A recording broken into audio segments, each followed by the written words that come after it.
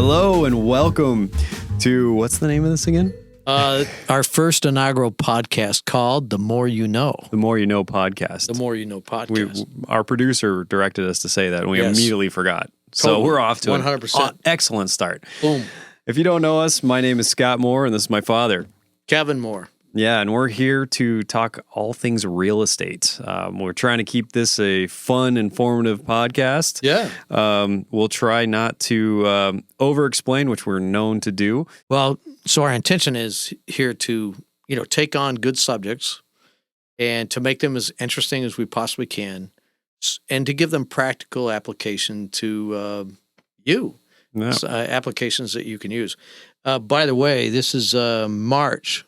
So, yeah, it's our Family Heritage Month. It's a luck of the Irish. Luck of the Irish, St. Patty's Day and all that. So, it's kind of the afternoon, but in Ireland it's like 6 hours later. So this is totally appropriate. Completely for what appropriate. We need to do, 100%. Right. So, what are we going to get started doing here? Oh. This is, why don't you introduce this particular podcast? Yes, this one is called Birdbaths, Barstools, and Why Brokers Even Exist. Oh, and that sounds that's catchy. It is catchy. It sounds a little self-serving too, but we're going to explain why it really is important to involve a broker. And for small things too, like these are just small examples of how little things can become huge things and potentially kill deals. That's exactly right. And you know what? We're using these small things so that you understand that in any transaction, if we're talking about a 17-story office building or whether we're talking about a house down the street, these intermediaries, these people that are in the middle of these transactions have a big role. And we're using something quite small and hopefully funny. Hopefully. Yeah, to kind of get the point across a little bit. And yes, it does sound self-serving, but I promise you it's not meant to be. Okay? Right. So first off, we're going to start off with your infamous Barstool story because that one still to this day gets me, but it legitimately happened and almost killed the deal. Almost killed the deal. Yep. And this happened a long time ago. I'd gotten in the real estate business and everything was clipping along just fine and had a beautiful home that I was the listing agent on and we just had such great chemistry between the buyer and the seller. The other agent and I were kind of like, well, this is awesome. This is the way it should be, right? Right. So you made the mistake. You made the mistake of letting the buyer and the seller meet, didn't you? Oh, yeah, we took our hands off the wheel. Oh no. Both of us did. The other broker and I, we took our hands off the wheel. We're like, hey, this is good. They're getting along great. Just let them play. Noticing where it was going, and somewhere along the line, I do not know what happened, but somewhere along the line. There was a disconnect. Okay. Over these three bar stools that were in the kitchen. Oh, okay. Yeah, these are not like big, huge, expensive bar stools. So they're not like Herman Miller or anything crazy like that. Okay. Not $3,000 bar stools. These were, bar stools that were difficult to find. I know that because you found them. The other broker and I went out and specifically found them. Oh, okay. Because they kind of blew up. This whole thing got into an argument over the original bar stools. Who's going to have the bar stools? Gotcha. Okay. Regardless of the fact that they weren't attached to the property, it was just nothing. Just furniture. Yeah, just this was a point of contention. They really liked buyers really liked the bar stools. Sellers didn't want to sell them, and one thing led to another, and it got into a match of personalities. We'll you checked yourself. You're going to say something else. I know you were. No, but see in your eyes. Well, it is St. Patty's Day. You know what I'm saying to you, right? Yeah. So it went down the road, and even got to the point where the other broker and I actually went out and found the bar stools so that we could provide them both with. We were going to pay for it and provide them both with a set of bar stools. But surprisingly enough, what do you think? You hit it on the head. It was more about winning the bar stools that were the point of contention. Those not replacement ones. Not those. Not the new ones. Not the other ones, right? So it had nothing to do with bar stools. Not in anything reality. to do with bar stools at all. It had everything to do with a point of contention that needed to be won. Gotcha.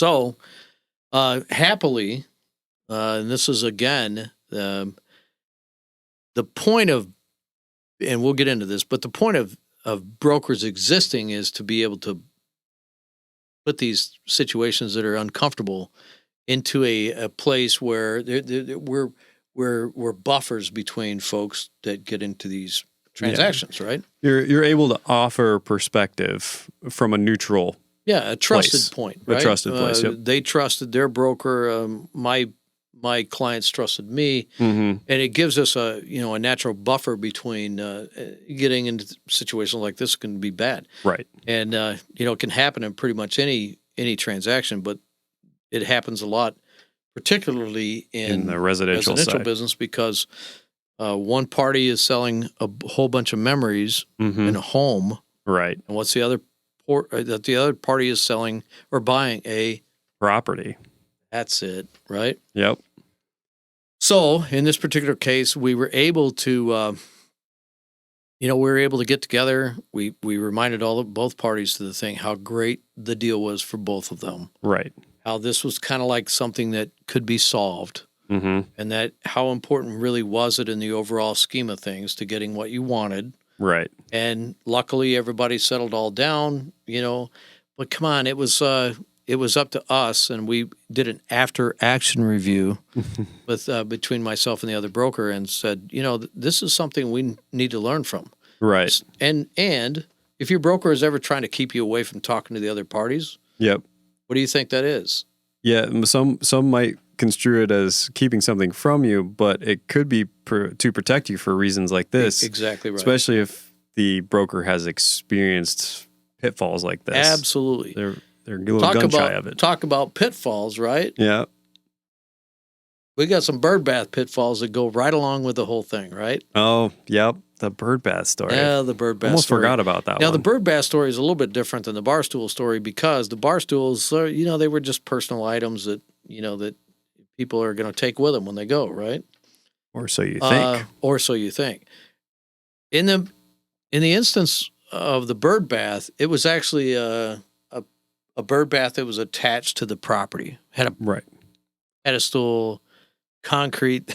So it was a big bird. It was a buried. bird bath. Yeah, Man. it was part of the outside property, In fact, but it was the birds were up there in the tree going, "Dang, we sure got ourselves a nice bird bath, right?" Right. They're it's like a pool. Maybe the birds were the one raising the stink to the buyer. I don't know what that was, but at any rate, it was it was again an example of what needs to be done in a real estate transaction in advance of it, right? Correct. Yep. Anticipating it. Yeah, we need to anticipate stuff. We do not need to come in after the fact and try to unravel what it was. Right. Right. So in this case, it was unclear where the Birdbath. Everybody assumed from one side of the transaction, because legally and on all the documents and in the purchase agreement, everything that's attached to the property, screwed in, glued in, cemented in, nailed down, whatever, goes with the real property. Correct. Right?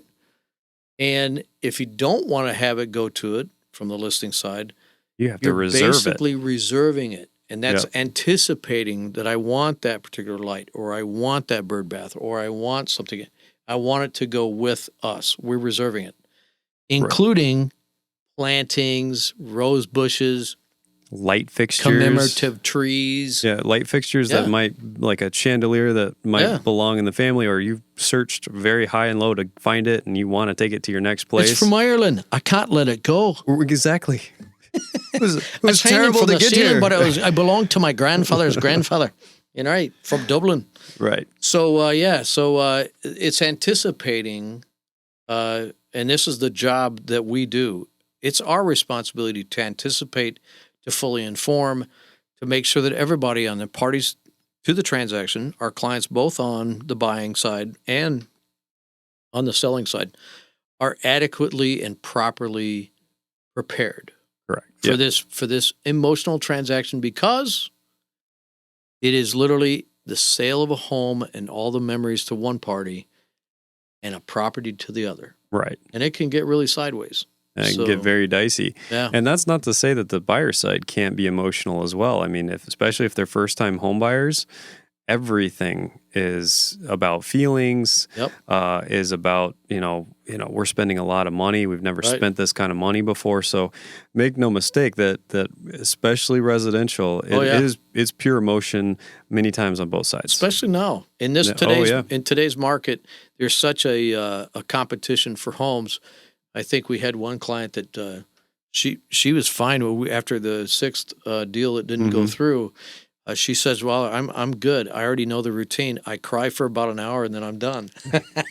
She definitely had it down. She had it down. She did. She goes, "I cry for an hour and then move on." Right? Yep. So it's an emotional deal, and I'll say what happened on the Birdbath deal is we were able to work that out, but the buyers that were coming in were assuming that Birdbath, because it was connected to the ground, was going to stay. And the sellers, because they were attached to the Birdbath, saying it was going to go. And the birds had no vote in the whole thing. It would have been interesting to see what they would have said. Now, who do you think worked that deal back out? Whose responsibility did it? It's not our responsibility, but it's kind of like between the parties, who do you think got saddled with making sure that the Birdbath got put back? It was 100% the brokers. There you go. So we do these really weird jobs. We're kind of like psychologists, right? Psychologists, therapists. Yeah, we don't get paid nearly as much as they do. But I will say, I feel like we get paid more than bartenders. Bartenders are probably the least paid of all of us. But better. Yeah, they actually probably are better. They're better than pretty much anybody. Well, I mean, you go to them frequently. Oh, yeah. I need my therapy, man. Come on. There you go. Well, that's quite all right. And I'll honestly offer that it doesn't even have to be between two parties that don't know each other. There's a lot of opportunity for us, or a lot of stories that we have that are really literally about brokering or counseling between family members. Yeah, and often that's more difficult than somebody who's they don't know each other, strangers. Mainly because there's a lot of history there that we may or may not be privy to. Absolutely. That one instance of that office building that we sold. Mm-hmm. That was a tragic set of circumstances. One of the family members had passed and left three other siblings there in that whole thing, and we were not. I think you were there at the closing. Yep. We weren't sure that one of the parties was even going to show up, and we needed all three signatures. And this was before cell phones were very common. So call the house, nobody picks up, and you're just sitting there like, are they on their way? Are they fleeing the state? What are they doing? We don't know. So that was one of the toughest examples of making sure that, because it wasn't that they didn't want to do it. They knew that they had the very best deal that could have ever come down the pipe. Right. There were two people literally competing for this 4-story building. Mm-hmm. What the problem was that they came straight up faced with selling the property that their sister had. Right. Right. And that is an emotional problem. Right. And so consequently, I hope that we do a pretty good job of explaining why the brokerage business is what it is. It was put into place to keep parties who naturally can't talk to each other, give buffer to them so that they can get into a place where they feel good about it. They have a professional on both sides that can explain all the issues that go on and get the job done for them. Because ultimately, what's the end result? The end game is to make sure that there's a transaction that occurs and that everybody's happy with that transaction. Right? Correct. Absolutely. Cool. Yeah. So we just if you think you need a broker to open doors or put your sign in the yard, there's a lot more to it. And if they're doing it well, you might not even see it. They're hopefully putting out fires that they don't have to involve you with. And we like to think we do that well. Yeah, we don't want you to see the fires. No. Think about it as an iceberg. We want you to see that much. Just this much, but there's a lot going on underneath. Oh, man, exactly. So we even stuck in. We had Birdbaths, Barstools, and why brokers even exist, and we even stuck in a office building one. Yeah, there was right? an office building. Yeah, Woo-hoo. it's kind of hard to work into the title though. Yeah, I know you can't be do like, that. why is there a Birdbath and Barstools in But the it office was part of the building? why brokers exist. So It is that's true. You did a nice job on that. all right. Good. But this has been fun. I enjoy this. Oh, I think we should do this a lot. We should do this more, don't you think? Why don't we do it? Oh man, Why don't we do this every month? Every month, good. I was gonna say every day, but that's too much. Now, one of the things that would be really great is to encourage anybody who's actually interested in us or Yes. getting answers to their Right. questions or anything like that, to submit some questions. Absolutely, we'd love that because otherwise we're probably not that creative, and we'll have boring things for you eventually, and we don't want to get boring. We want you to listen. Well, we don't know everything about it, but I think you're 18 years in, Yeah, And nearly two I'm, decades. kind of bumping up against that 36, yep. 37. Yep. Mm-hmm. So we haven't seen everything, seen quite a bit. Yep. And if that has anything to do with even more complicated, what you might even think, well, they're talking about houses, but we handle some pretty complicated, raw land stuff and Yep. some little development things and learning how to change zoning and things like that. So please don't hesitate to ask questions that are as involved as you want them to be. If we don't have the answers, we'll get them for you and we'll do a program on it. Yep, and we have a network of other people that could help us out if for some reason we can't answer that for you. Exactly. But until then, we want to say thank you so much for listening, watching, and this is fun. I want to do this again. So cheers, Dad. And happy St. Patrick's Day to you. Happy St. Patrick's Day to you too. But Top of the evening to you. Right? Thank you so much. Look for our next episode of the More You Know podcast.